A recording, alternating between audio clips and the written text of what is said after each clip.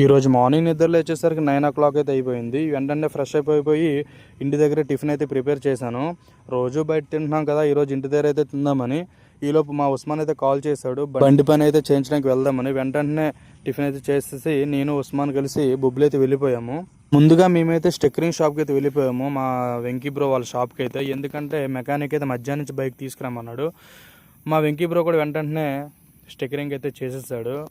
ఆ తర్వాత మేమైతే మా ఉమర్ వాళ్ళ షాప్కి అయితే వెళ్ళిపోయాము. మేము వెళ్ళిన తర్వాత మా ఉమర్ అయితే పక్కనే ఉన్న జ్యూస్ షాప్లో పైనాపిల్ జ్యూస్ అయితే ఆర్డర్ చేశాడు. వీడైతే చాటింగ్లో ఫుల్ బిజీగా ఉన్నాడు. ఆ తర్వాత జుమ్మా నమాజ్ టైం అవ్వడంతో వెంటనే ఫ్రెష్ అప్ అయిపోయి మా ఇంద్రమ్మ కాలనీ మస్జిద్కి అయితే నేనైతే వెళ్ళిపోయాను. నమాజ్ అయ్యి బయటకు వచ్చేలోపు క్లైమేట్ అయితే చేంజ్ అయిపోయి వర్షం అయితే ఫుల్ నాన్ స్టాప్ అయితే పడిపోతుంది. వర్షం తగ్గిపోయిన తర్వాత ఇంటికి వెళ్ళి రెస్ట్ తీసుకొని ఈవినింగ్ అయితే బైక్ మెకానిక్ షాప్కి అయితే వెళ్ళిపోయాము. బైక్ అంతా నీట్గా రిపేర్ చేసుకొని మేమైతే టైర్ షాప్కి వెళ్ళిపోయాము. ఎందుకంటే టైర్ కూడా బాగాలేదు, బాగా పాడైపోయింది.